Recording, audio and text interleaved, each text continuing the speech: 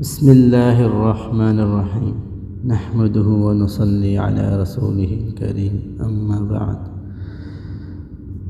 آج ہمارا موضوع سورۃ فاتحہ کے اوپر ہے۔ وہاں پر کی سورۃ فاتحہ، اس کے سورۃ فاتحہ کے بہت فضائل ہیں۔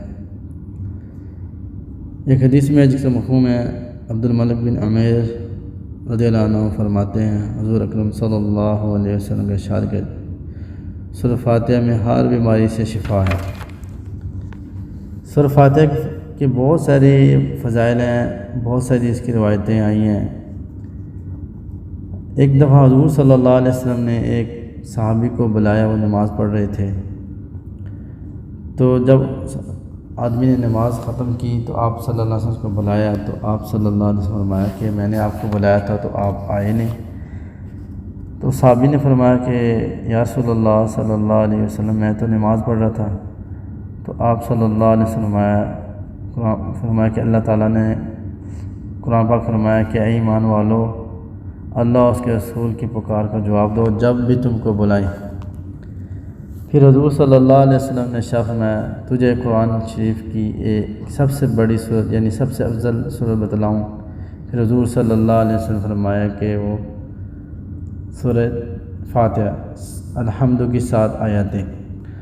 ایک روایت میں کہ حضور صلی اللہ علیہ وسلم کا ارشاد ہوا کہ اس ذات کی قسم جس کے قدر میری جان ہے کہ اس جیسی سورت نازل نہیں ہوئی، نہ تورات میں نازل ہوئی، نہ انجیل میں، نہ زبور میں، نہ بقیہ قرآن پاک میں۔ مشائخ نے لکھا کہ سورۃ فاتحہ کو ایمان یقین کے ساتھ پڑھے تو ہر بیماری سے شفا ہوتی ہے، دینی ہو یا دنیاوی، ظاہری ہو یا باطنی۔ لکھ کر لٹکانا اور اس کو پانی پر دم کر کے پینے سے تمام بیماریوں سے نجات ملتی ہے۔ ایک مرتبہ ایک صحابی نے ایک سانپ کے کاٹے ہوئے پر دم کیا تو آپ نے اس کو درست فرمایا۔ صحابہ رضی اللہ اجمعین نے سانپ، بچھو کے کاٹے ہوئے پر اور مرغی والوں پر، دیوانوں پر سورۃ فاتحہ پڑھ کر دم کیا، اور حضور صلی اللہ علیہ وسلم نے اس کو جائز بھی کہا۔ ایک روایت میں کہ صاحب بن یزید رضی اللہ عنہ فرماتے ہیں کہ حضور صلی اللہ علیہ وسلم نے اس سورت کو دم فرمایا اور یہ سورت پڑھ کر لائب دین درد کی جگہ لگایا۔ اور ایک روایت میں ہے کہ جو شخص سونے کے ارادے سے لیٹے اور سورۃ فاتحہ اور قل هو اللہ احد پڑھ کر اپنے اوپر دم کر لے، موت کے سوا ہر بلا سے، ہر مصیبت سے امن پائے گا، محفوظ رہے گا۔ سورۃ فاتحہ ثواب میں 2/3 قرآن کے برابر ہے۔ ایک روایت میں ہے کہ عرش کے خاص خزانے میں سے مجھے 4 چیزیں ملی ہیں، یعنی نبی پاک صلی اللہ علیہ وسلم فرمایا کہ اللہ تعالیٰ نے عرش کے خزانے سے مجھے 4 چیزیں عطا فرمائی ہیں، کوئی چیز اس خزانے سے کسی کو نہیں ملی۔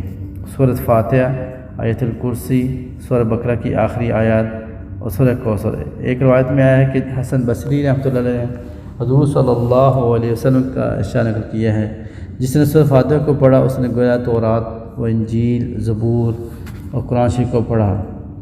ایک روایت میں آیا کہ ابلیس کو اپنے اوپر نوحہ اور زاری اور سر پر خاک ڈالنے کے 4 مرتبہ نوبت آئی، اول جب کہ اس پر لعنت ہوئی، دوسری جب کہ اس کو آسمان سے زمین پر پھینکا گیا، ڈالا گیا، نکالا گیا جنت سے، تیسرے جب کہ حضور صلی اللہ علیہ وسلم کو نبوت ملی، چوتھی جب کہ سورۃ فاتحہ نازل ہوئی۔ سورۃ فاتحہ کے بہت سارے فضائل ہیں۔ شعبی رحمۃ اللہ عنہ سے روایت ہے کہ ایک شخص ان کے پاس آیا اور درد گردہ کی شکایت کی۔ شعبی رحمۃ اللہ عنہ نے کہا کہ اساس القرآن پڑھ کر درد کی جگہ پر دم کرو۔ اس نے پوچھا اساس القرآن کیا ہے؟ شعبی رحمۃ اللہ نے کہا کہ سورۃ فاتحہ۔ مشائخ کے اعمال مجرب میں ہے کہ لکھا کہ یہ مجرب عمل ہے۔ مسلم شریف میں ہے کہ ایک حدیث میں ہے کہ حضرت ابن عباس رضی اللہ عنہ اجمعین نے فرمایا کہ مجھے ایک روایت ملی، حضور صلی اللہ علیہ وسلم فرمایا، ایک بار حضور صلی اللہ علیہ وسلم میرے پاس تشریف لائے اور حضور صلی اللہ علیہ وسلم فرمایا کہ آسمان سے ایک دروازہ آج کھلا ہے جو آج سے پہلے کبھی نہیں کھلا تھا۔ پھر اس میں سے ایک فرشتہ نازل ہوا۔ حضور صلی اللہ علیہ وسلم نے فرمایا کہ یہ فرشتہ آج آیا ہے جو آج سے پہلے کبھی نہیں آیا۔ پھر اس فرشتے نے عرض کیا 2 نوروں کی بشارت دیجیے جو آپ سے پہلے کسی کو نہیں دیے گئے، ایک سورۃ فاتحہ، دوسرا سورۃ بقرہ یعنی سورۃ بقرہ کے آخری رکوع۔